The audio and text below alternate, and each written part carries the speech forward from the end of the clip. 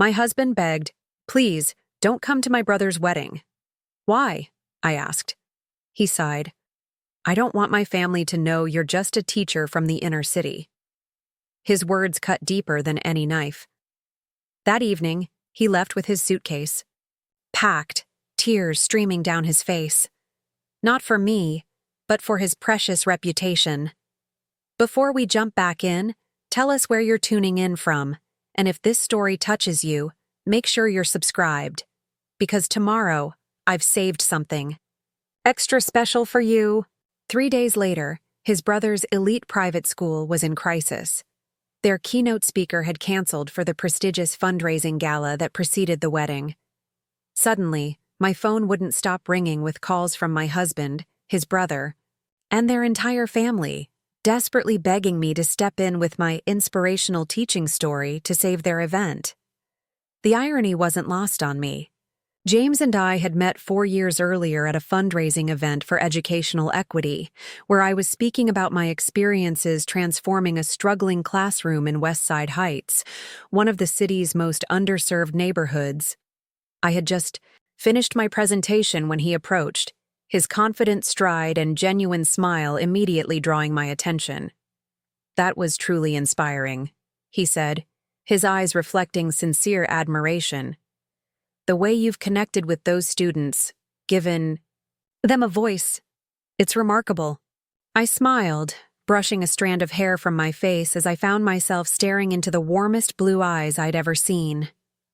"Every child deserves someone who believes in them completely," I answered simply. We talked for hours after the event ended.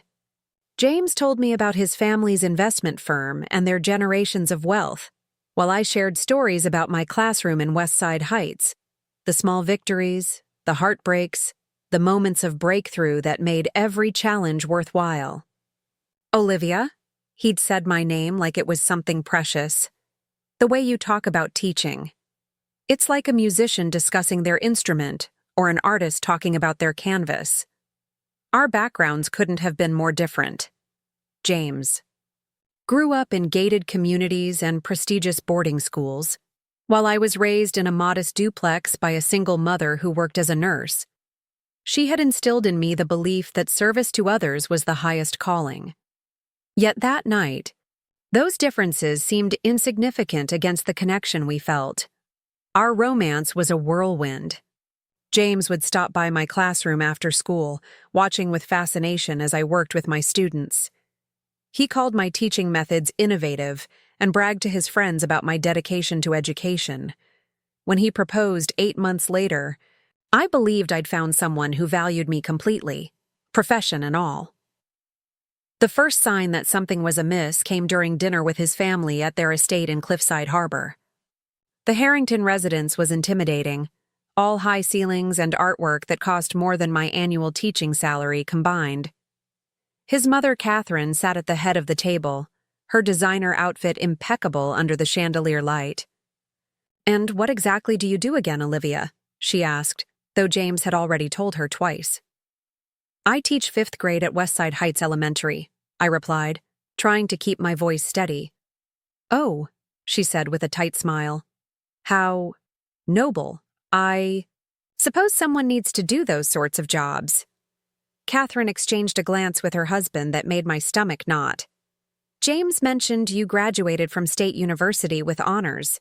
Surely there are more ambitious paths available to someone of your capabilities?" James squeezed my hand under the table, but said nothing to defend me or my profession. Later that night, James suggested that perhaps I should consider being less explicit about teaching in an underfunded school. "People in my family's circle respect academic achievement, Olivia. Maybe emphasize your master's degree more than your current position." I dismissed it then as a one-time concession. Little did I know it was the beginning of James's campaign to reshape me into someone his family could showcase at their social gatherings. Despite the warning signs, I married James in a ceremony that cost more than the annual budget for my classroom. My teacher colleagues and former students, people who were like family to me, were seated in the back rows while James's business associates and family friends filled the front of the church. During the reception, I excused myself to use the restroom and overheard James's voice around the corner, speaking to his college roommate. "No, no. Olivia is working on getting her doctorate," he said confidently. "The teaching thing is just temporary. She's got bigger plans, curriculum development, administration, maybe even education policy." I stood there in my designer wedding dress, feeling like a fraud. He was already ashamed of me, already lying about who I was and what I loved. But I'd walked down the aisle, said my vows, and convinced myself that love would bridge our differences. For 4 years, I tried to be both the dedicated teacher I was proud to be and the sophisticated wife James wanted to show off. I maintained my teaching schedule while attending his business dinners.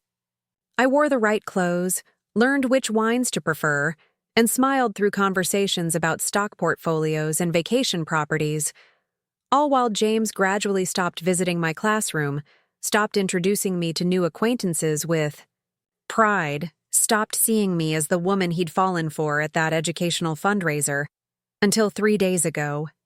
Until "Please don't come to my brother's wedding," and "Just a teacher from the inner city," and the sound of our front door closing behind him.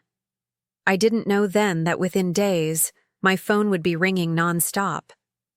That James, his brother Andrew, and their relatives would be desperately calling me. That my "just a teacher" voice would hold the power to salvage or destroy the event they deemed too important for someone like me to attend. But for now, I sat alone in our house, surrounded by the life we'd built together, realizing it had been constructed on a foundation as fragile as chalk dust, and like a perfectly drawn equation on a blackboard, no amount of preserving could make it permanent once someone decided to erase it. The morning after James left, I wandered through our empty house, a renovated Victorian in Lakeview Heights that his parents had helped us purchase. The neighboring houses stood equally pristine, occupied by executives, surgeons, and attorneys. People whose professions were considered respectable at the Harrington family gatherings. People who didn't have marker stains on their clothes or lesson plans spread across their dining room tables. I remembered the housewarming party we'd thrown 3 months after moving in. A neighbor, Diane Blackwell, head of a corporate law firm, champagne flute in hand, had cornered me by the appetizer table. "James mentioned you work in education," she said, her diamond tennis bracelet catching the light as she gestured. "Which private academy are you with? My niece is looking at college preparatory schools." Before I could answer, James appeared at my side, his hand pressing firmly against my lower back. "Olivia's involved in educational development," he interjected smoothly. "She's quite talented at designing innovative learning approaches." Not a lie, but not the truth either. I noticed how he'd steered the conversation away from where I taught, from the children I served in Westside Heights, children whose parents cleaned houses in neighborhoods like this one. That night, after everyone left, I confronted him while he loosened his tie in our bedroom. "You made it sound like I work for some educational think tank," I said, my voice tight with disappointment. "Why didn't you just tell her I teach 5th grade in a public school?" "I just simplified," he replied, avoiding my eyes. "They wouldn't understand what you actually do anyway." "What's to understand? I'm a teacher. I'm proud of that." He sighed, that familiar crease forming between his eyebrows. "Olivia, in this neighborhood, people expect a certain trajectory. Teaching in Westside Heights isn't exactly what they consider ambitious. Despite our move to Lakeview Heights, despite James's hints that perhaps I could transition to administration or explore curriculum development positions in the private sector, I refused to give up the work that made me feel alive. The transformation that occurred when a struggling student finally grasped a concept, the trust that built when a child realized someone truly believed in their potential, these moments were magical in ways James's world of investment returns and business acquisitions could never be.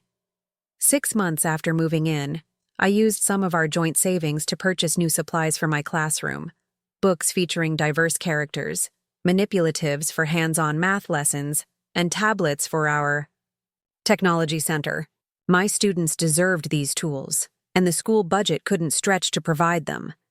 When James saw the credit card statement, his face tightened. "You spent how much on classroom supplies?" he asked over dinner, his voice controlled but cold. "Investments. In my students' future," I replied, meeting his gaze steadily. "You could have discussed this with me first."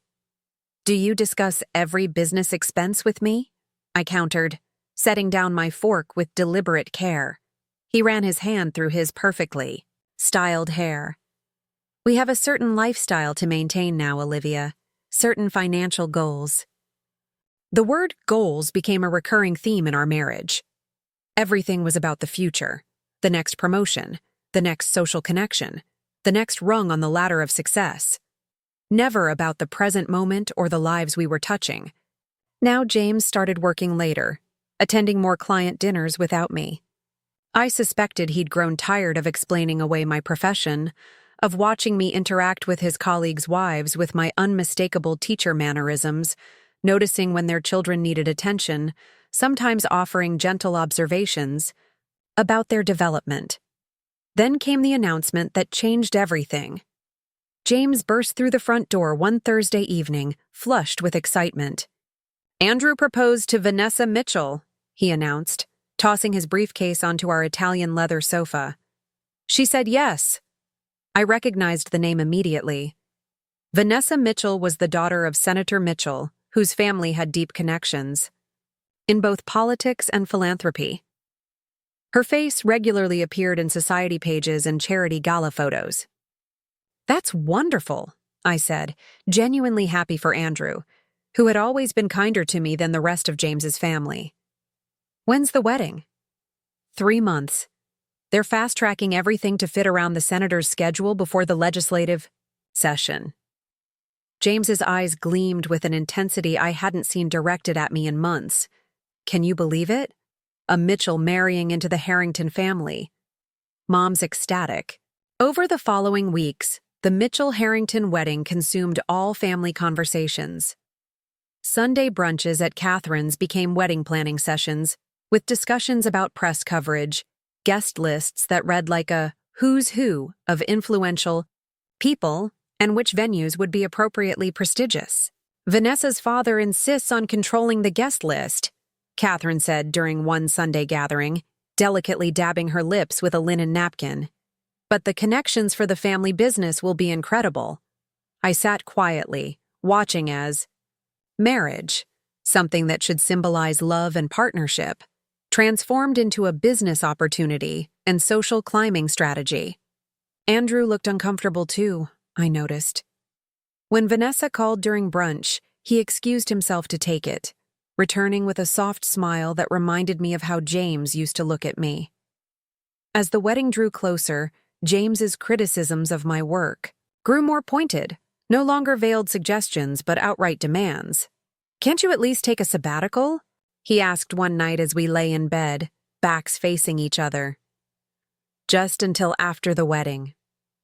"Why would I do that?" I asked, though I already knew the answer. "Vanessa's friends include politicians, philanthropists, people who could help us." "Help?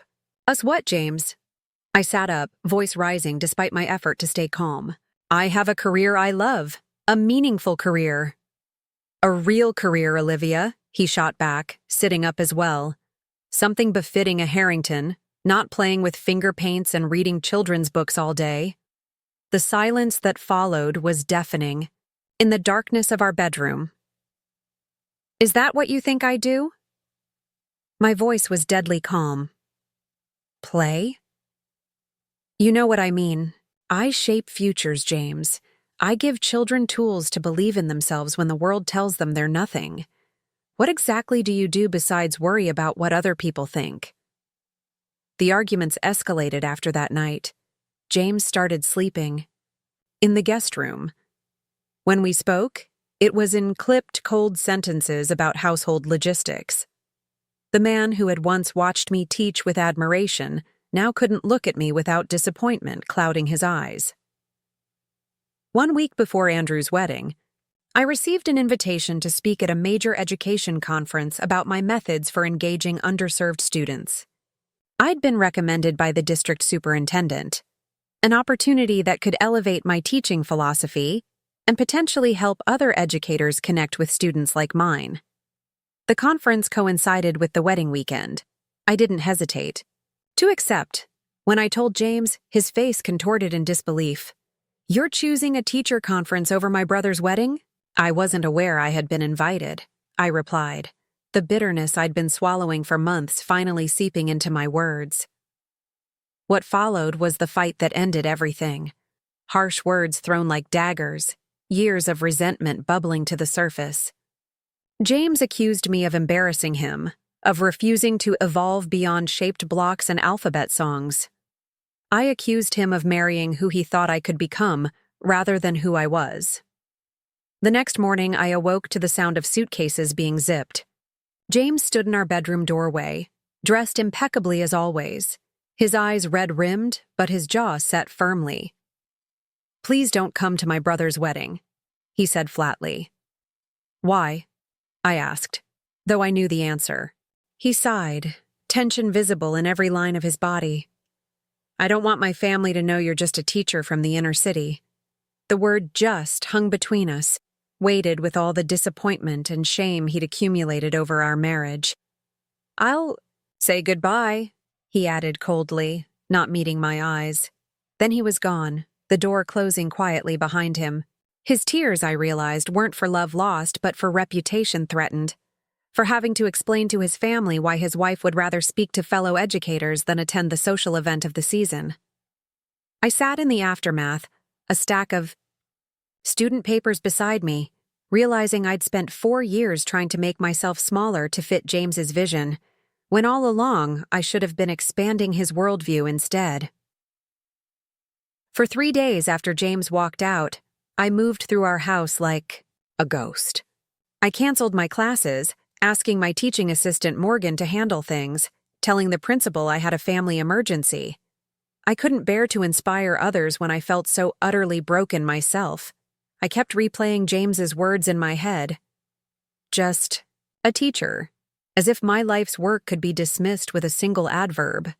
As if the hours spent crafting lessons, wiping tears, celebrating breakthroughs, and advocating for children were somehow less valuable than pushing money around spreadsheets or arguing cases in courtrooms. On the 4th day, I woke up with a strange clarity. I looked at my reflection, hair unwashed, eyes hollow, and suddenly felt disgusted, not with my profession, but with how I'd allowed someone else to make me feel ashamed of it. I showered, dressed in clothes that made me feel confident, and drove to my school. The familiar sounds of children's voices in the hallways washed over me as I pushed open the door to my classroom. Morgan looked up, surprise crossing her features. "Ms. Reyes, we weren't expecting you until next week." The children turned, their faces lighting up in that unfiltered way that only happens in elementary school, several calling my name and rushing over. "I need to be here," I said simply, setting down my bag and kneeling to embrace the small arms, reaching for me. That day, I channeled every emotion into my teaching. Each connection with a student felt like healing, every moment of engagement a reminder of why I loved what I did. By dismissal time, the weight on my chest had lightened marginally. I was where I belonged, doing work that mattered, regardless of what the Harrington family thought. The next morning, 2 days before Andrew's wedding, my phone rang at 6:30 a.m. Catherine Harrington's name flashed on the screen. I nearly declined the call, but curiosity got the better of me. "Olivia?" Her voice was higher than usual, tight with barely controlled panic. "I need to speak with you." "I'm listening." I kept my tone neutral, sitting up in bed. "It's about the Founders Gala, the night before the wedding." The Founders Gala was the prestigious annual fundraiser for Westmont Academy, the elite private school where Andrew served as development director. It was also, coincidentally, where most of the wedding guests would be gathering the night before the ceremony. "What about it?" I asked, though I suspected where this was going. The keynote speaker, Senator Rodriguez, has had a family emergency. The replacement they found this morning was catastrophic, I supplied. Unsuitable, she corrected stiffly. The man spoke for 15 minutes about tax incentives for educational donations. The guests were checking their phones. Andrew is beside himself. The satisfaction warming my chest was petty but undeniable. What does this have to do with me, Catherine? A pause. We need you. Your perspective. The word sounded as if it physically pained her to say it. My perspective is what, exactly? A teacher from the inner city? I emphasized the phrase, echoing James's dismissive words. Another pause, longer this time. Yes, she finally admitted, her voice dropping to a whisper. This gala is important to all of us. I'm asking for your help. I have an educational conference that day, I replied truthfully. A career opportunity. We'll compensate you of course, she continued as if I hadn't spoken. Whatever your standard speaking fee is, plus a consideration for the inconvenience. I'll think about it, I said, ending the call before she could respond. I was pouring my second cup of coffee when my phone dinged with a voicemail notification. Andrew's name appeared on the screen. I hesitated before playing it. Olivia, it's Andrew. I know things are horrible between you and James right now, and I wouldn't ask if we weren't desperate. The school board is threatening to pull funding for the scholarship program if we don't salvage this gala. Everything I've worked for these past 2 years is at risk. His sincerity gave me pause. Unlike James and Catherine, Andrew had always shown genuine interest in my work, asking thoughtful questions about educational equity and the challenges my students faced. This isn't about James or my parents, he continued. It's about 40 kids who could lose their chance at Westmont because of a boring speaker. Please, if you could find it in your heart to help us, I'd be eternally grateful. The final call came at noon. James's name flashed on my screen, sending my heart into an unwelcome flutter. I answered without speaking.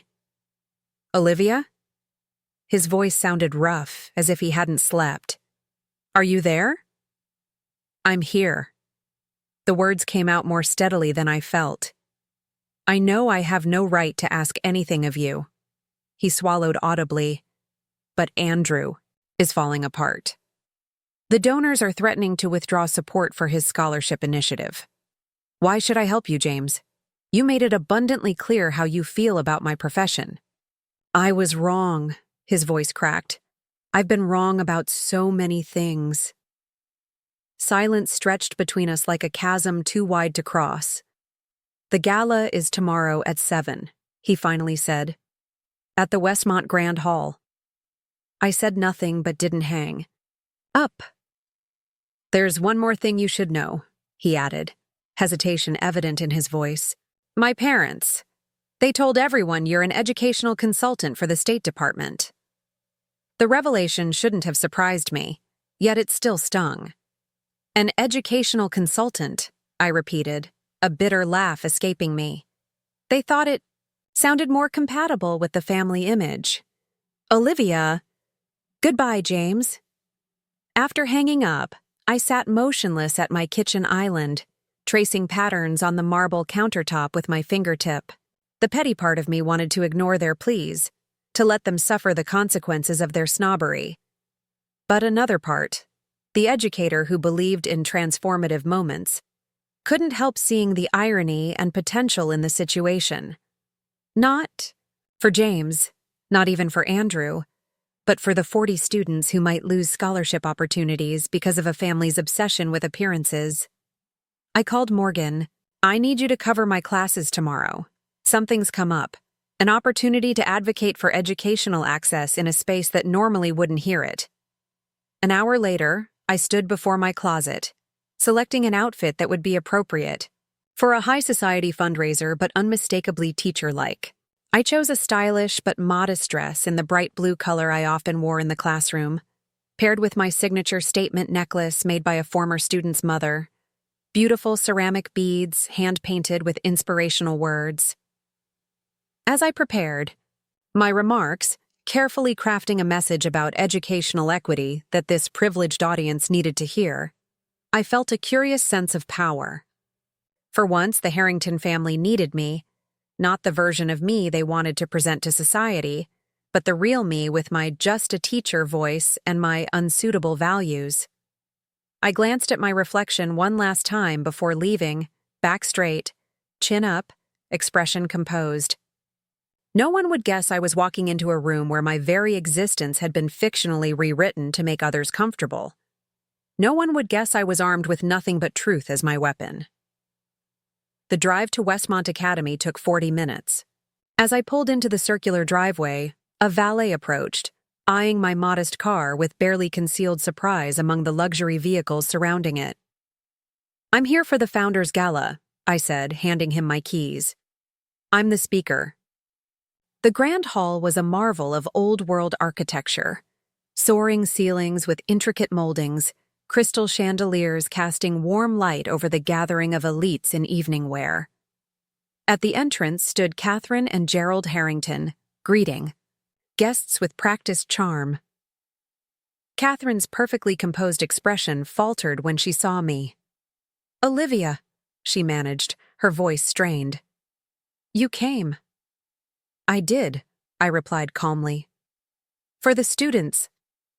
Gerald stepped forward, extending his hand with the political smoothness that came from decades of business negotiations. "We're pleased you could fill in on such short notice. The program coordinator will show you to the staging area." As I was led away, I caught sight of James across the room, deep in conversation with Senator Mitchell. Our eyes met briefly, his widening in surprise and something else, perhaps recognition of what he'd given up in his pursuit of approval. Backstage, Andrew found me, relief washing over his features. "Olivia, thank God," he said, pulling me into an unexpected hug. "Thank you for coming. I know my family hasn't—" "I'm not here for your family," I interrupted gently. "I'm here for those 40 scholarship students." He nodded, understanding. "The audience is mostly board members, alumni donors, and wedding guests. Well, you know what they're like." "I do," I smiled. "That's precisely why they need to hear what I have to say." As the coordinator fitted me with a microphone, I took a deep breath, centering myself. In minutes, I would step onto that stage, not as the fictional educational consultant the Harringtons had invented, but as Ms. Olivia Reyes, dedicated teacher from Westside Heights Elementary, ready to speak truth to power and privilege. And perhaps, in saving Andrew's scholarship program, I would also reclaim something of myself in the process. "Ladies and gentlemen," the evening's MC announced, "due to an unexpected scheduling conflict, Senator Rodriguez sends his deepest regrets. However, we are fortunate to have with us tonight an exceptional education professional whose insights on developing young minds are both timely and inspiring. Please welcome Ms. Olivia Reyes." The applause was polite but reserved as I walked onto the stage. From the spotlit podium, I could see the audience clearly. Tables of impeccably dressed men and women, jewels gleaming under the chandeliers, expressions ranging from mild curiosity to barely concealed impatience.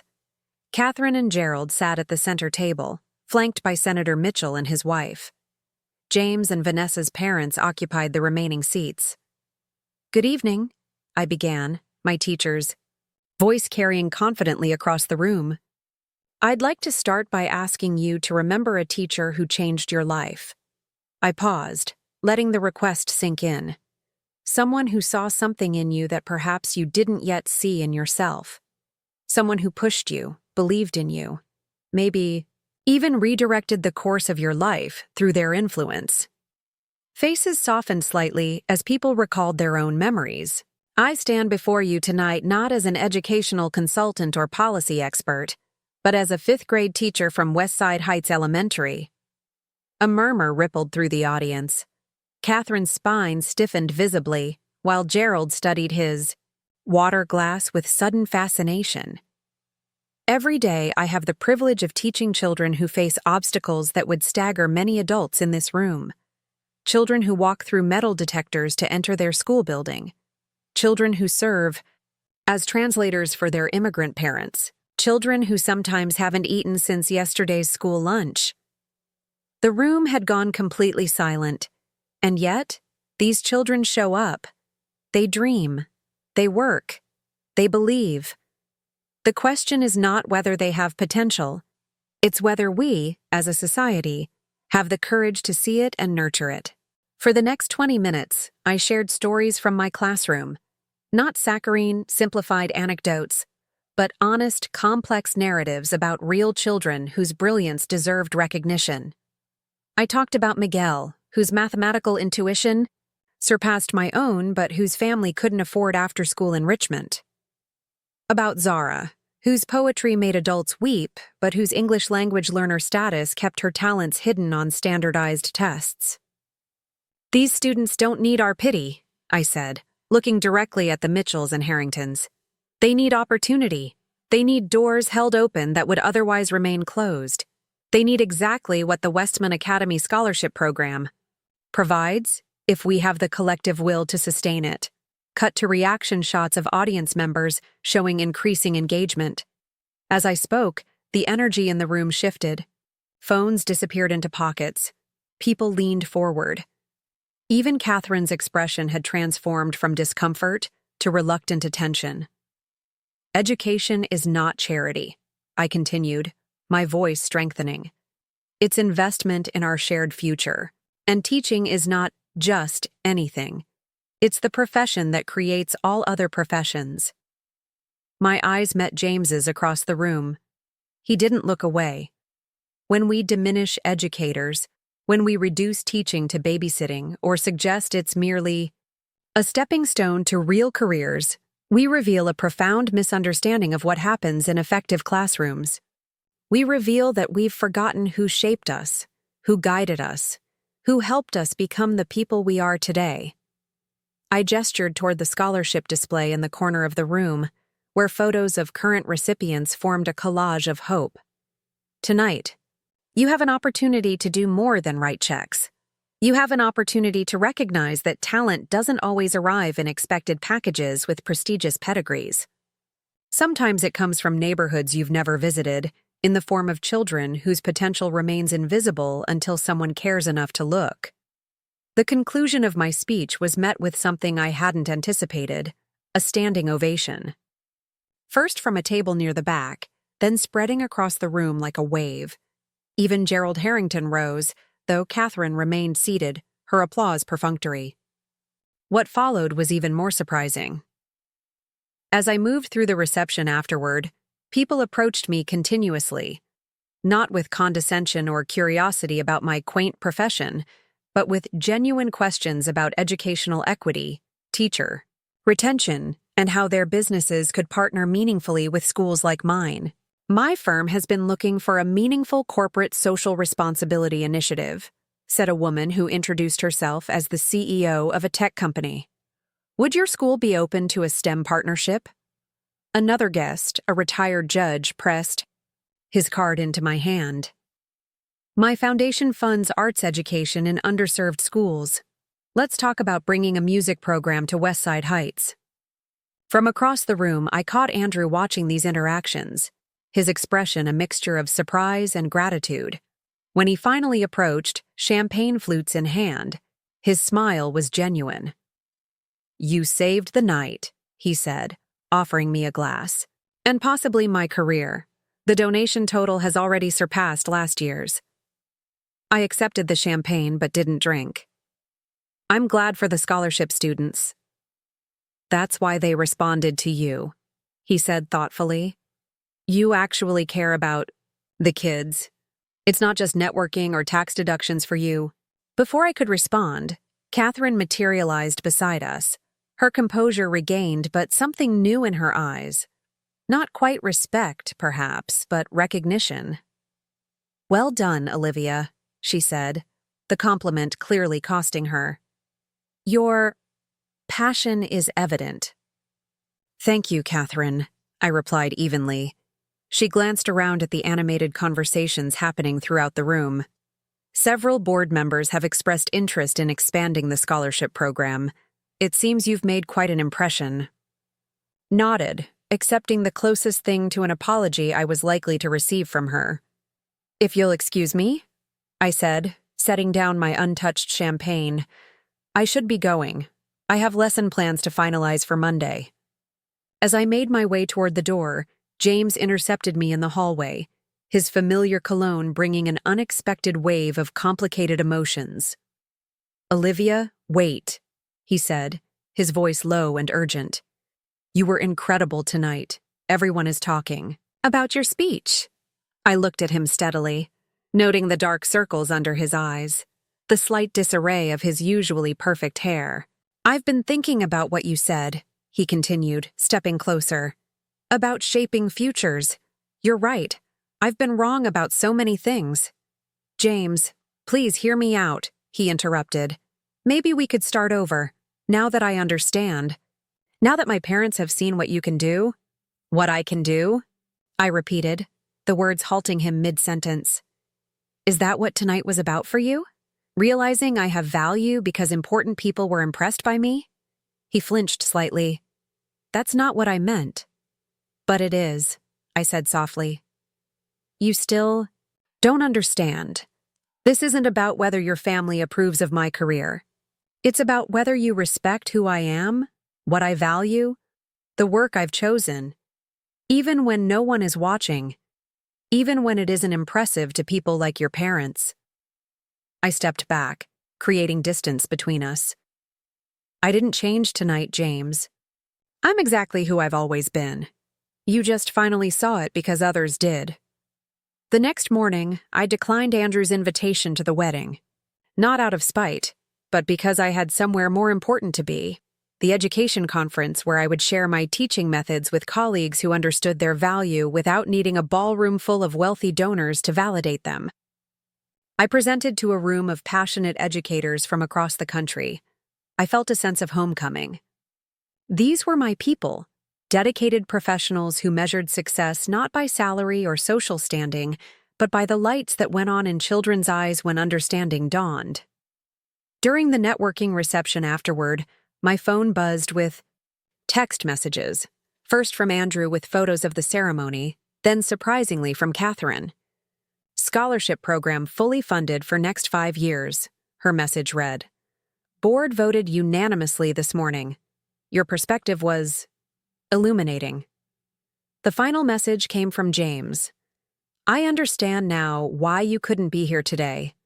I hope someday I'll deserve someone who knows their worth as clearly as you know yours. I didn't respond to any of them. Those messages represented the closure of one chapter in my life, but I was already immersed in the beginning of another, one where I wouldn't shrink myself to fit anyone else's expectations, where my value wasn't determined by others' approval. 2 weeks later, I moved out of the Lakeview Heights house and found an apartment closer to my school. A bright space with large windows where student artwork soon covered the walls. I filed for divorce with a curious sense of lightness, as if setting down a burden I'd carried for too long. The following month, the tech CEO from the gala made good on her offer, launching a coding program at Westside Heights that quickly became the highlight of the school week for many of my students. The Judges Foundation funded a violin program that discovered 3 prodigies in our 5th grade alone. Occasionally, I would get updates about the Harringtons from Andrew, who had maintained a respectful friendship. James had moved to their company's London office. Catherine had surprisingly joined the Westmont Academy Diversity Committee. Small changes, perhaps, but changes nonetheless.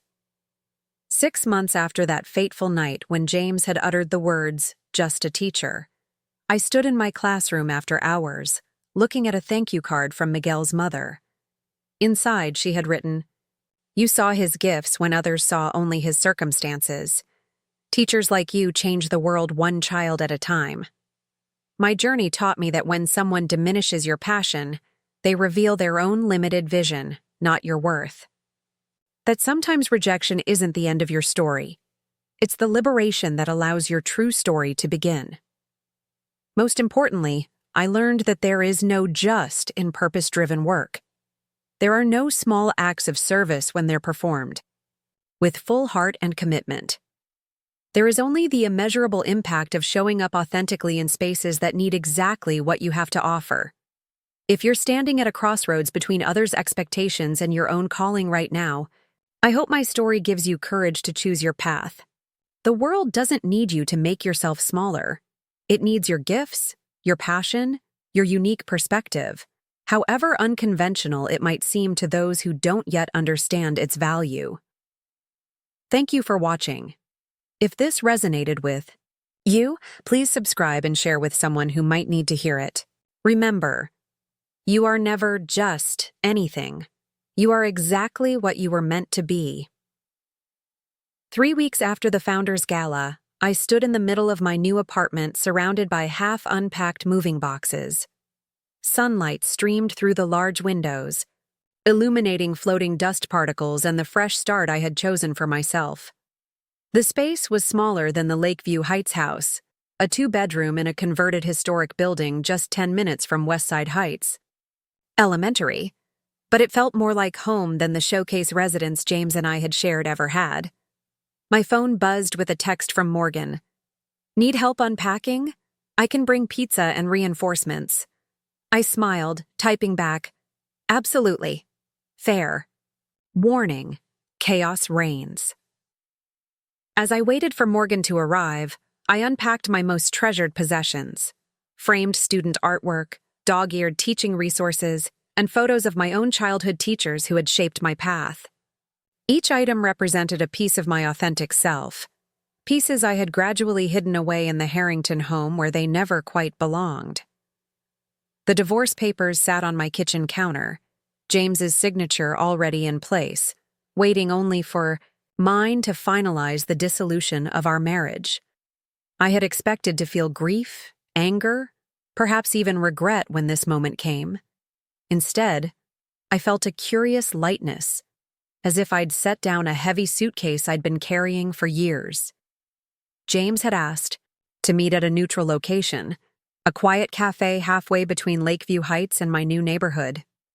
When I arrived, he was already seated at a corner table, 2 cups of coffee waiting. He looked different somehow, the polished veneer slightly cracked, revealing something more human underneath.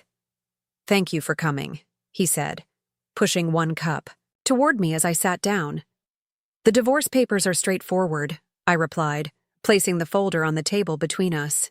"Your lawyer did a fair job with the settlement." "I didn't ask you here to talk about the settlement," James said, leaving the folder untouched. "I wanted to apologize. Really apologize, not just say words." I studied him, noticing the slight dishevelment of his usually perfect appearance, the loosened tie, the hint of stubble, the shadows under his eyes. "After the gala," he continued when I didn't speak, "Senator Mitchell pulled me aside. He told me his son, the one who struggled in school for years, had been saved by a 5th-grade teacher who recognized his dyslexia when everyone else just thought he was lazy or unintelligent. That teacher changed the trajectory of his life." James stared into his coffee cup. He asked me how I could possibly be ashamed of being married to someone who does that kind of work. I had no answer. "James, please let me finish," he interrupted gently. "I've done a lot of thinking these past weeks about why I was so fixated on appearances, on what others thought. I realized it goes back to my childhood, always trying to earn my parents' approval, never feeling quite good enough unless I was excelling at the things they valued." This vulnerability from James was new. Throughout our marriage, he had maintained a carefully constructed facade, never revealing the insecurities that drove him. "I projected that same dynamic onto you," he admitted. "Instead of appreciating the incredible work you do, I measured it against my parents' warped value system. I tried to mold you into someone they would approve of because I was still desperately seeking that approval myself." His honesty caught me off guard. For a moment, I glimpsed the man I had fallen in love with. Thoughtful, capable of growth, willing to examine himself. "I appreciate your self-awareness," I said carefully. "But understanding why you devalued my work doesn't change the fact that you did." I know, he nodded. I'm not asking for reconciliation, Olivia. I know I've broken something that can't be fixed. I just wanted you to know that you've changed me, just as you change your students. You've helped me see a different measure of value, even if I realized it too late for us. As we parted that day, James had handed me a sealed envelope. Don't open this now, he said. It's not a plea or a manipulation. It's just something I needed to do. Back in my new apartment, that envelope still sat unopened on my nightstand. Whatever closure or explanation it contained could wait until I had fully established my new life, one built entirely on my terms. The doorbell pulled me from my thoughts. Morgan stood outside with two other teachers from Westside Heights, Daniela, who taught 4th grade, and Keisha, who ran the art program. They carried pizza boxes, a bottle of wine, and genuine smiles. "Welcome home," Morgan announced, sweeping inside. "We're here to christen this place properly." For the next few hours, the four of us unpacked, arranged furniture, and transformed the bare apartment into a cozy home. Unlike the decorators James had hired to style our previous house, my friends understood what mattered to me. Creating a space where both adults and children would feel comfortable, where creativity would be encouraged, and where nothing was too precious to be touched or used. "I love these built-in shelves," Keisha said, carefully arranging my collection of children's literature. "Your classroom library is going to be jealous." "That's the beauty of living 10 minutes from school," I laughed. The boundary between home and classroom gets wonderfully blurry. As we sat on cushions around my coffee table, eating pizza and drinking wine from mismatched glasses, Daniela asked the question they'd all been respectfully avoiding. "How are you really doing with everything, Olivia? The divorce, the change, all of it?" I considered the question carefully. "I'm discovering who I am when I'm not trying to fit into someone else's definition of success. It's both terrifying and exhilarating." "Well, we think you're pretty successful at being exactly who you are," Morgan said, raising her glass in a toast. "To authentic living." "To authentic living," we echoed, glasses clinking in the warm light of my new home. The following Monday morning, I walked to school instead of driving, savoring the simple pleasure of moving through my neighborhood. On foot, I greeted the barista at the corner coffee shop, waved to the crossing guard who protected our students, and stopped to admire a community garden blooming with early spring flowers. This ordinary journey felt revolutionary after years of driving, from Lakeview Heights in an expensive car, isolated from the community I served. Now, I was part of the neighborhood's daily rhythm, not just someone who visited from a different world. When I arrived at my classroom, I found Principal Davis waiting outside my door, his expression uncharacteristically hesitant. "Got a minute? Olivia?" he asked, gesturing toward his office. My stomach tightened with unexpected anxiety. Had something happened with a student? Was there a budget cut coming? Was my job somehow in jeopardy now that my marriage to a Harrington had ended? Once seated in his office, Davis slid a folder across his desk. The district superintendent asked, "Me to give you this personally?" I opened it slowly, finding an official letter with the school district letterhead. "They want to feature your teaching methods in their professional development program for new teachers," Davis explained as I read. "Your approach to education equity has caught attention at the highest levels, especially after your speech at the Westmont Academy Gala."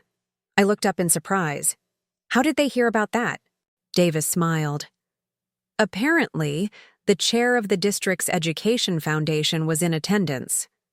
She was impressed by your ability to communicate the realities of urban education to a room of privileged donors. They want you to help develop a training module on building genuine connections across socioeconomic differences."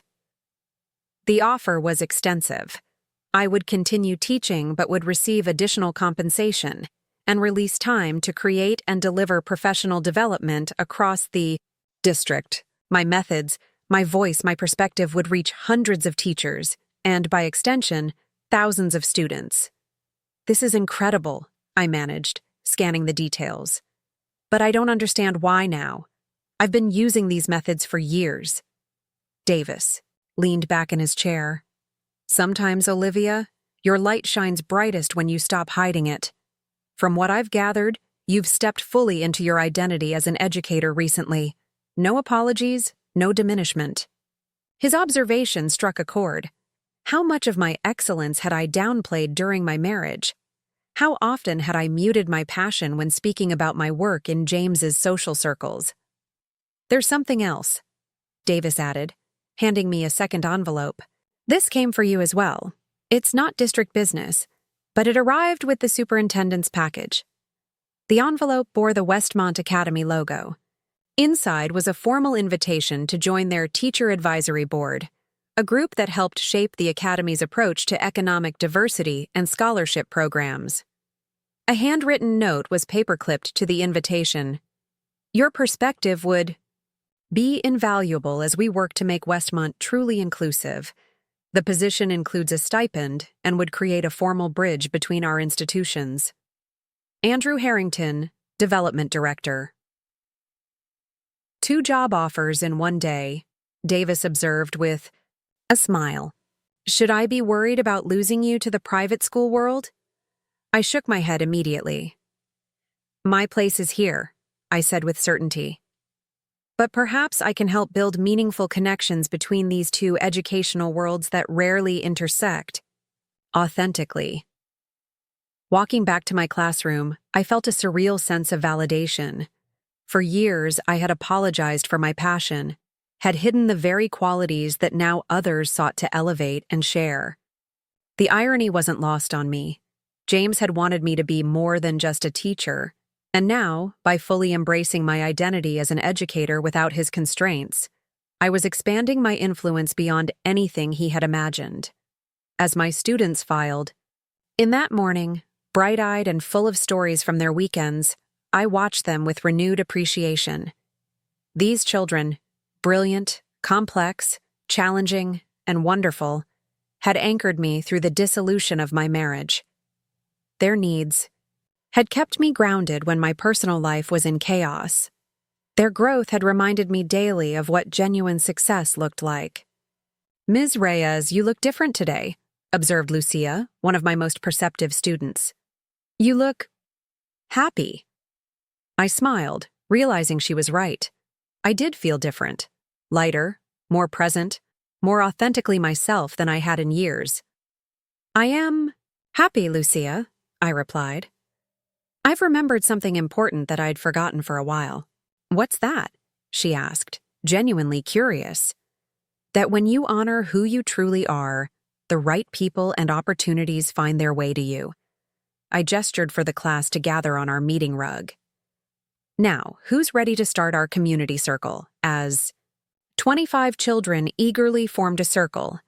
I silently thanked them for the daily reminder that the most important work rarely comes with prestige or recognition, but its impact echoes far beyond what we can see. 2 months after moving into my new apartment, I stayed late at school, preparing for a particularly important visitor the next day.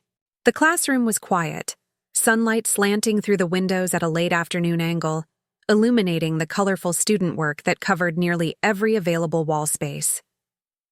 I stood back, surveying the environment I'd created, not just the physical space with its reading nook, science center, and collaboration tables, but the invisible culture of respect and high expectations that had taken years to cultivate. Tomorrow, educators from across the district would observe my teaching as part of the professional development program I was now helping to lead. As I adjusted a display of student writing projects, my phone buzzed with a text from Andrew Harrington.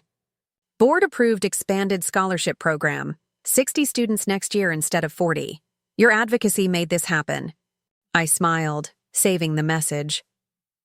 While I had declined the formal position on Westmont's Teacher Advisory Board, recognizing the need to establish clear boundaries with the Harrington family, I had agreed to consult occasionally on their scholarship initiatives. It felt like the right balance, maintaining my distance from James and his parents while supporting Andrew's genuine efforts to make elite education more accessible. The sound of footsteps in the hallway drew my attention. Principal Davis appeared, in the doorway, accompanied by an elegant woman in her 60s whom I didn't recognize. "Sorry to interrupt your preparation, Olivia," Davis said. "This is Dr. Eleanor Richardson, Dean of Education at State University.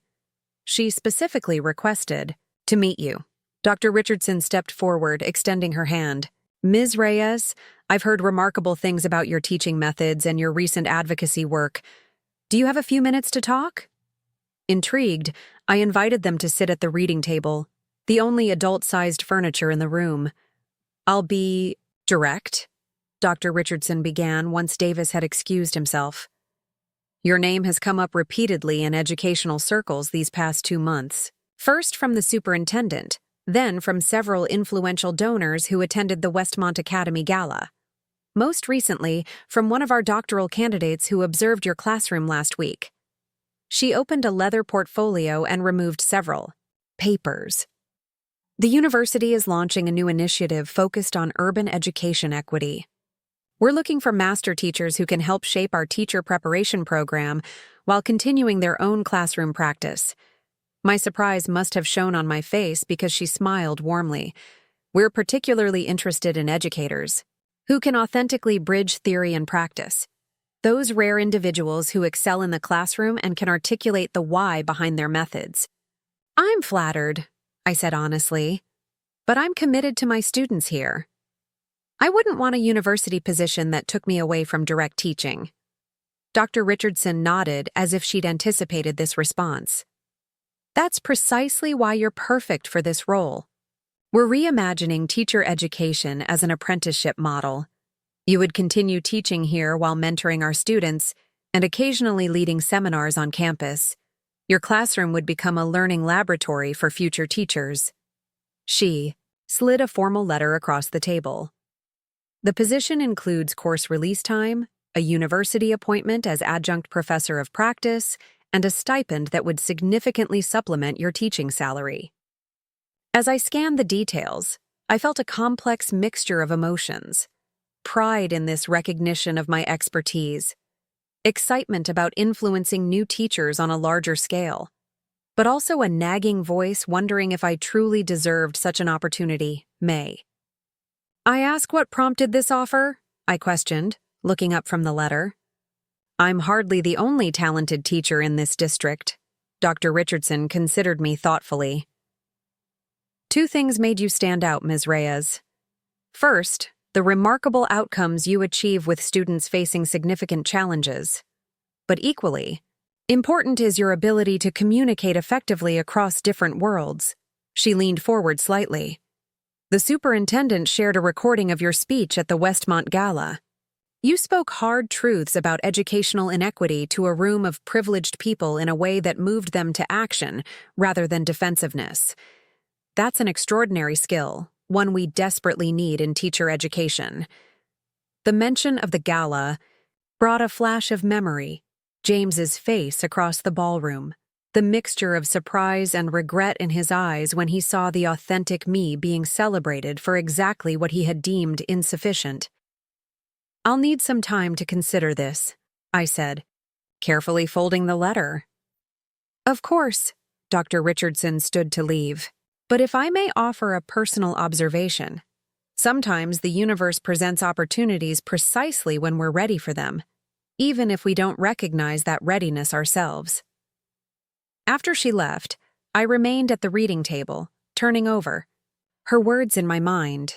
6 months ago, I might have dismissed this offer as too ambitious, might have worried about how James would perceive it, might have diminished myself to maintain the peace in our marriage. Now, I allowed myself to imagine the possibilities without those constraints. That evening, as I prepared dinner in my new kitchen, a simple space with plants on the windowsill and student artwork magneted to the refrigerator, I decided to finally open the envelope James had given me weeks before. I settled on my small balcony with a glass of wine, watching the sunset paint the sky in shades of orange and pink. The neighborhood below hummed with the sounds of families returning home, children playing in the community garden across the street, life unfolding in all its ordinary beauty. The envelope contained a handwritten letter on James's personal stationery. Olivia. By the time you read this, our divorce will likely be finalized. I'm not writing to change that outcome. I understand that some bridges, once burned, cannot be rebuilt. Instead, I'm writing to acknowledge a truth I should have recognized long ago. Your work changes lives in ways mine never will. While I move decimal points on balance sheets, you shape the human beings who will build our future. I was raised to value prestige, wealth, and social position above all else. When we met, your passion for teaching challenged that worldview. Perhaps that's why I tried so hard to reshape you. Your authenticity threatened the values I'd been conditioned to uphold. The night of the gala, watching you speak truth to that room of privileged people, including my parents, I finally understood what I'd lost. Not just a wife, but a partner whose moral compass pointed true north when mine wavered. I've accepted a transfer to our London office. This isn't an attempt to evoke sympathy, but rather to give you the space you deserve to build your new life, without awkward encounters. Before I leave, I've established an educational foundation in my personal name, separate from my family's holdings. The foundation will fund teacher grants for classroom initiatives in underserved schools. I've appointed Andrew as the board chair, with the stipulation that the funding priorities be guided by practicing teachers, not administrators or donors. This isn't an attempt to win you back or ease my conscience. It's simply the first step in aligning my resources with values I should have recognized sooner. I wish you every happiness in the life you've chosen, the authentic life you deserved all along. James. I folded the letter carefully and returned it to its envelope, surprised by the complexity of emotions it evoked, not longing for what was lost, but a certain sadness for what might have been if James had understood sooner, if I had stood firmer in my identity from the beginning. The irony wasn't lost on me, now that I was firmly committed to my path without him. He finally saw the value in what I did. Yet his acknowledgment, while meaningful, was no longer necessary for my sense of worth. My phone chimed with an email notification. Expecting something from school, I was surprised to see Catherine Harrington's name in my inbox. The message was brief. Olivia, I believe in giving credit where it's due. The expanded scholarship program Andrew is implementing will make a significant difference in deserving students' lives. Your advocacy helped make this possible. While we may never share the same values, I recognize the positive impact you've had on our family's thinking. Perhaps there is something to learn from your perspective, after all. Respectfully, Catherine. Harrington. No apology, no warmth. Yet, coming from Catherine, this acknowledgement represented a seismic shift. The woman who had once dismissed me as someone doing those sorts of jobs was now, however reluctantly, recognizing the value of my perspective. The following morning, as I prepared for the observation day, I found myself reflecting on the strange trajectory my life had taken in recent months.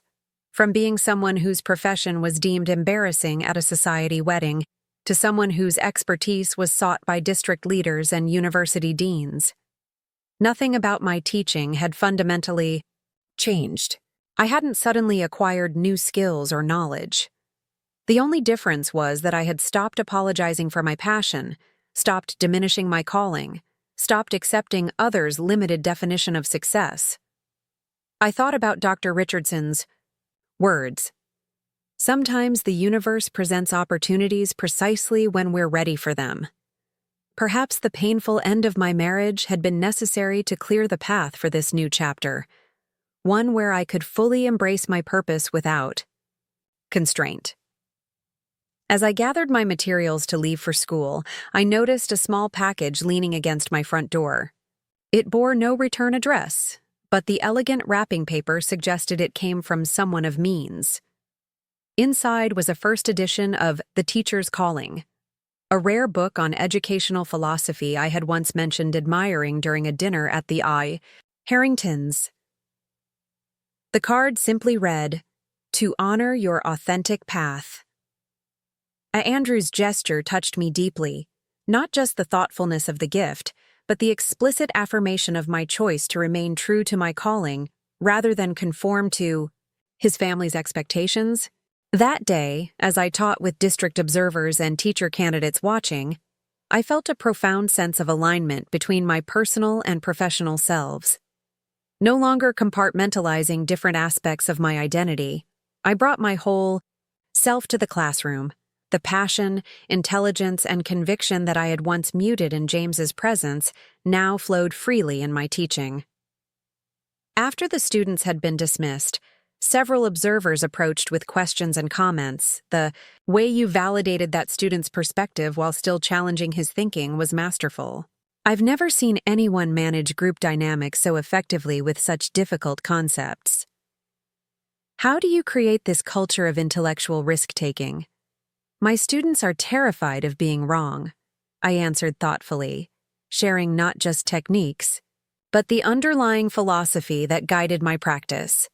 As we engaged in rich professional dialogue, I realized I was experiencing a form of recognition that meant more than any social prestige James's world could have offered, the genuine respect of peers who understood the complexity and importance of what I did each day. When the last visitor had left, I sat alone in my classroom, savoring the quiet satisfaction of being fully seen and valued for exactly who I was. The journey had been painful, but the destination, this integrated sense of self and purpose, was worth every difficult step. My phone buzzed with a text from Morgan. "Heard your observation was brilliant. Celebratory dinner at Ricardo's tonight?" "The team wants to toast your success," I smiled, texting back an enthusiastic "yes." Unlike the formal dining experiences that had characterized social obligations in James's world, evenings with my colleagues were filled with genuine laughter, passionate debates about education, and the easy camaraderie of people who shared common values. As I gathered my things to leave, I noticed a small drawing left on my desk, a colorful portrait labeled Ms. Reyes, the best teacher, in a child's uneven handwriting. This simple affirmation from a student meant more to me than all the accolades and opportunities that had recently come my way. I carefully pinned it to my bulletin board alongside dozens of other student creations, a gallery of authentic appreciation that reflected the true measure of my work's value. Walking home through the neighborhood that was now truly mine, I felt a profound sense of gratitude for the painful awakening that had led me here. James's dismissive words, "just a teacher," had ultimately freed me to become fully, unapologetically myself. And in doing so, I had discovered that authenticity creates its own kind of magnetism, drawing to us the very opportunities, relationships, and recognition we might have chased in vain while trying to be someone else.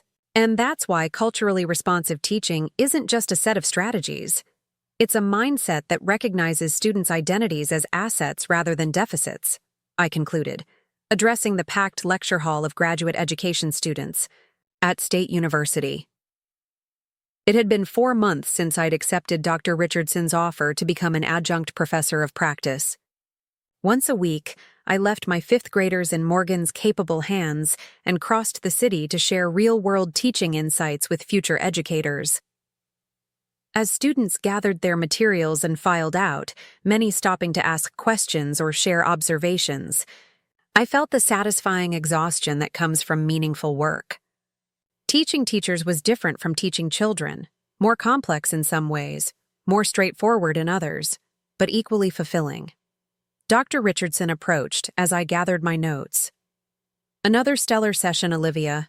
The students can't stop talking about your practical applications of theory. You bring these concepts to life in a way our traditional faculty simply can't." I smiled, still not entirely comfortable with such direct praise. "They're asking important questions. It's Refreshing to see new teachers thinking critically about equity from the beginning of their careers. Speaking of equity, Dr. Richardson said, walking with me toward the faculty lounge, the dean of the university has requested your participation in an upcoming symposium on educational access. It's a significant event. Policymakers, major donors, representatives from both public and private education sectors.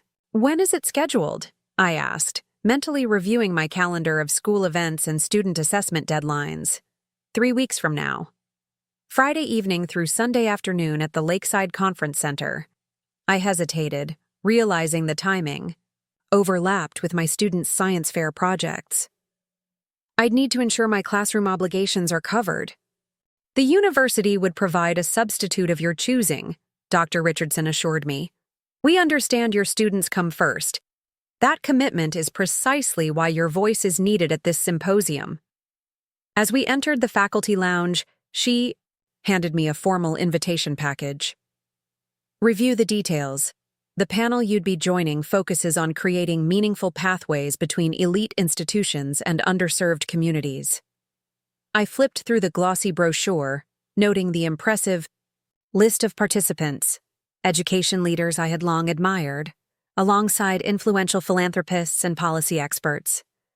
Then one name caught my eye and sent an unexpected jolt through me. Andrew Harrington, Development Director, Westmont Academy and Chair, Harrington Educational Foundation. Is something wrong? Dr. Richardson asked, noticing my expression. No, I said quickly. I just recognized a name, that's all. She nodded knowingly. Ah, yes. Mr. Harrington has become quite the advocate for educational access lately. His foundation's scholarship initiatives are making waves in private education. Circles. So I've heard, I replied neutrally. The symposium organizers were particularly interested in having both of you on this panel, representatives of public and private education who have successfully collaborated across that traditional divide. Apparently, the Westmont Scholarship program you helped shape has become something of a model. Cut to protagonist walking across campus, processing this development. As I left the university and drove back toward my school for afternoon dismissal duty, my mind churned with conflicted thoughts. I hadn't seen Andrew since declining his offer to join Westmont's advisory board, though we'd exchanged occasional texts about the scholarship program's progress. Participating in the symposium would inevitably mean interacting with him face-to-face, reopening a door to the Harrington world I had so decisively closed. While I'd established a cordial professional relationship with Andrew, any connection to the family still carried emotional complications. Yet the opportunity to influence educational policy at this level was significant. The symposium would put me in direct contact with decision-makers whose choices affected thousands of students like mine. Could I justify declining because of personal discomfort? By the time I reached my classroom, where my students were packing up for dismissal, I had made my decision. Some invitations transcended personal history. This was about my students and the countless others like them who deserved advocates at tables of power. Transition to weekend shopping scene. That weekend, I invited Morgan to join me shopping for an outfit appropriate for the symposium. We visited a local boutique owned by a former teacher who specialized in professional women's clothing that was both stylish and practical. What about this? Morgan suggested, holding up a tailored blazer in a rich blue, the same color as our school logo. It's professional, but not trying too hard. Pair it with that black dress you already have, and some statement jewelry. I tried. On the combination, studying my reflection thoughtfully. The outfit was polished and professional without being pretentious.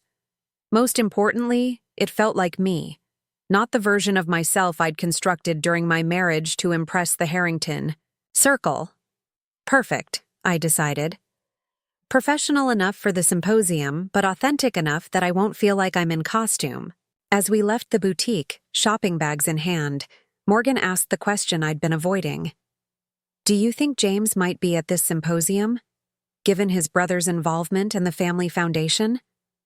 I had considered this possibility, of course, had turned it over in my mind during sleepless hours. James is still in London as far as I know, I replied. And even if he were back, educational policy hardly seems like his preferred social scene. But if he were there?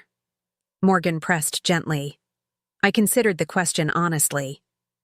6 months ago, the thought of facing James would have filled me with anxiety, fear of his judgment, worry about measuring up. Now, I paused, realizing the truth as I spoke it. Now I think I could face him with confidence. Not because I've accomplished more or proven my worth, but because I no longer need his validation to feel secure in who I am. Morgan squeezed my arm, affectionately. That right there is why you belong at this symposium. You're not just teaching content to your students. You're modeling what authentic self-respect looks like. The following week flew by in a blur of teaching, university lectures, and preparation for the symposium. I had been asked to prepare a brief presentation on creating authentic partnerships between elite institutions and underserved schools, drawing on my unique experience bridging these worlds.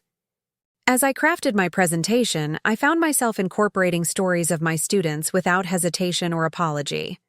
Where once I might have polished these anecdotes to make them more palatable to wealthy listeners, now I presented them honestly, showcasing both the challenges my students faced and their remarkable resilience and brilliance. One evening, as I finalized my slides, I received an unexpected email from Dr. Richardson. Olivia, I wanted to share some news that will be announced at the IA Symposium. The university has secured funding to establish an Equity in Education Center, focusing on teacher preparation specifically for urban and underserved communities. The planning committee has unanimously recommended you for a leadership role in this initiative. This would be a more substantial position than your current adjunct role, a formal appointment as Director of Teacher Preparation while maintaining your classroom position. We envision your classroom becoming a teaching laboratory where theory and practice intersect. We can discuss details at the symposium, but I wanted you to be prepared for this public acknowledgement of your expertise. Warmly, Eleanor Richardson. I sat back in my chair, momentarily overwhelmed by this news. The position would represent a significant advancement in my career, an opportunity to shape teacher education on a systemic level while remaining rooted in classroom practice. Yet what struck me most was how differently I received this opportunity compared to how I might have just a year ago. Then, I might have questioned whether I deserved such recognition, might have worried about how it would fit with James's career and social expectations. Now, I evaluated it solely on its alignment with my values and vision for education. Thus, growth wasn't just professional, it was deeply personal. Transition to classroom scene. The day before I was set to leave for the symposium, I gathered my students to explain my upcoming absence. Ms. Reyes, if you're such an important teacher that they want you to talk to other teachers, why do you still teach us? Asked Miguel, one of my most inquisitive students. The question caught me off guard with its perceptiveness. That's an excellent question, Miguel. Why do you think I might choose to keep teaching you even when other opportunities come up? The class considered this thoughtfully. Because you love us? Offered Lucia hesitantly. Because this is where teachers learn to be good. Teachers, suggested Jamal, by actually teaching. Because if all the good teachers left to go talk about teaching, who would actually do the teaching? Added Zara with practical wisdom beyond her years. I smiled, deeply moved by their insights. You're all right. I stay in the classroom because this is where education actually happens. In the relationships we build together, in the moments when you understand something new, in the community we create. Everything else in education, all the policies, research, and programs, only matters if it serves what happens in classrooms like ours. Looking at their earnest faces, I felt a surge of gratitude for the path that had led me here. Even the painful parts Had James not rejected my presence at his brother's wedding? Had he not spoken those dismissive words? Just a teacher? I might never have found the courage to fully claim my professional identity and purpose. While I'm gone, I continued, I'll be sharing what I've learned from all of you. In many ways, you'll be teaching the teachers through me. This framing delighted them, and they immediately began offering suggestions about what these other educators should know. Tell them that kids know when adults don't believe in them. Tell them brain breaks are important. Tell them that making mistakes helps us learn better. As their insights flowed, I quickly jotted notes, suddenly inspired to incorporate their direct perspectives into my symposium presentation. These children, often overlooked in educational policy discussions, had wisdom that deserved to be heard in those rarefied conference rooms. That evening, as I packed for the symposium, I included a small framed photo of my class to place on the podium during my presentation, a visual reminder of why this work mattered. I also carefully packed the blue blazer and professional dress, along with the statement necklace made by my student's mother. On impulse, I opened the drawer where I kept James's letter, rereading his words about my work changing lives in ways his never would.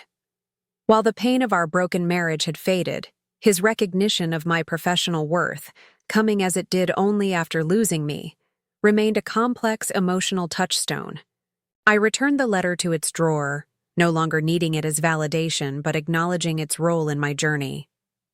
Tomorrow I would step into a prestigious symposium, not as James Harrington's teacher wife, not as someone whose profession needed to be disguised or elevated with misleading titles, but as Olivia Reyes, educator and advocate, exactly as I was. As I zipped my suitcase closed, my phone buzzed with a text from an unknown number. Looking forward to your contribution to the Symposium.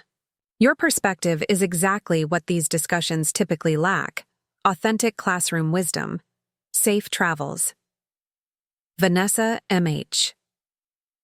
I saved the number, reflecting on the unexpected allies I'd found on this journey, people who valued precisely what James and his parents had dismissed. The universe did indeed have a strange sense of irony. Setting my alarm for an early departure, I fell asleep with a sense of peaceful anticipation. Whatever challenges the symposium might bring, I would face them as my authentic self, the teacher I had always been, now fully embraced and celebrated. To evening scene at home. That evening, as I crafted my acceptance email to the symposium organizers, my phone rang with an unfamiliar number. Curious, I answered. Ms. Reyes? This is Vanessa Mitchell Harrington. I nearly dropped the phone in surprise. Andrew's wife, the senator's daughter, the society bride whose wedding I'd declined to attend, was perhaps the last person I expected to hear from. Yes, this is Olivia, I managed, wondering what could possibly prompt this call. I hope I'm not interrupting your evening, she said, her voice warm and surprisingly unpretentious. Andrew mentioned you might be participating in the education symposium next month, and I wanted to reach out personally. I just accepted the invitation, I confirmed, still puzzled by her call. That's wonderful news, Vanessa said with genuine enthusiasm. I'll be moderating your panel, and I wanted to connect beforehand to discuss the key points we should address. This was unexpected. I'd imagined Vanessa as a society wife whose interests ran more toward charity galas than substantive policy discussions. I'm surprised you're involved with the symposium, I admitted. She laughed lightly. I can imagine why. The media coverage of our wedding probably painted me as nothing more than a senator's daughter marrying into another prominent family. Something like that, I acknowledged. What most people don't know is that before entering politics, my father was a public school principal in rural Kentucky, Vanessa explained. I grew up understanding the transformative power of education from his perspective. My foundation work focuses primarily on educational access. The irony of this revelation wasn't lost on me. While James had been ashamed of my teaching career, His brother had married a woman who apparently valued education deeply. That's not the background I expected, I said honestly. Few people look beyond the surface, Vanessa replied. Which is precisely why I'm so invested in this symposium. We need authentic voices like yours cutting through the polite fictions that often dominate these discussions. As our conversation continued, I found myself warming to Vanessa. She was knowledgeable about educational policy, asking insightful questions about my classroom experiences, and sharing relevant research she'd encountered through her foundation work. There's one more thing, she said as our call was ending. Andrew and I are hosting a small dinner the night before the symposium. Just the panelists and moderators, a chance to connect informally before the public sessions. I very much hope you'll join us. The invitation hung in the air, laden with unspoken implications. Accepting meant willingly stepping back into the social world of the Harringtons, albeit a corner of it that seemed to share my values more than I'd realized. I appreciate the invitation, I said carefully. May I think about it? Of course, Vanessa replied. And Olivia? I know there's history and complexity here, but for what it's worth, Andrew speaks of you with tremendous respect. Your influence on Westman's scholarship approach has been transformative. After we hung up, I sat on my balcony, watching the neighborhood settle into evening routines, pondering this unexpected turn of events. The universe seemed determined to keep the Harrington family in my orbit, despite my efforts to make a clean break. You should definitely go to the dinner, Morgan said decisively the next day during our lunch break. I'd shared the symposium, invitation, and Vanessa's unexpected call, seeking her perspective as both colleague and friend. You don't think it would be awkward? I asked, picking at my salad. Oh, it'll absolutely be awkward, Morgan laughed. But sometimes walking straight through the awkwardness is how we reclaim our power. Besides, you've earned a seat at that table, literally and figuratively. Keisha, joining us with her lunch tray, caught the tail end of our conversation. What table are we talking about? I explained the symposium and dinner invitation, including the Harrington connection. Hold up, Keisha said when I'd finished. These are the same people whose family wedding you weren't good enough to attend because you're just a teacher? And now they want your expertise at their fancy education symposium? Different members of the same family, I clarified. Andrew and Vanessa seem genuinely committed to educational equity. It's James and his parents who treated you like your career was something shameful, Keisha finished for me. And now you're hesitating about attending a professional dinner related to your field because of them? Girl, that's letting them win retroactively. Her bluntness made me smile despite myself. When you put it that way, the only question that matters, Daniela added, joining our table, is whether attending this symposium and dinner advances your professional goals and values. Everything else is just noise. That night, I emailed Vanessa accepting the dinner invitation, then opened my closet to survey its contents. Most of my wardrobe now consisted of comfortable professional clothes, suitable for classroom teaching and casual social outings. A far cry from the designer pieces that had filled my closet during my marriage to James. Those items I had donated months ago, keeping only a few classic pieces that truly felt like me. Standing before these remaining options, I realized I needed something appropriate for both the dinner and symposium, something that reflected my professional identity without attempting to blend into the wealthy circles I would be entering. Instead of feeling anxious about this as I once might have, I felt a calm certainty. I would dress as what I was, a dedicated educator with expertise to share, not someone trying to pass in an elite social world. That authenticity was precisely why I'd been invited in the first place.